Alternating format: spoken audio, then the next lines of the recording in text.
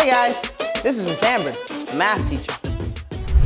Hey math lovers, today's topic is going to be about long multiplication. To multiply two numbers, use the one on the bottom. It's easier to do if the bottom number's smaller. With the units digit, multiply across the top. Carry any extra, then add it to the product. As you get each value, write it below. When you're done with that digit, to the next you go. Do the same with each digit. Write the answers on a new line. Remember placeholders, then add what you find.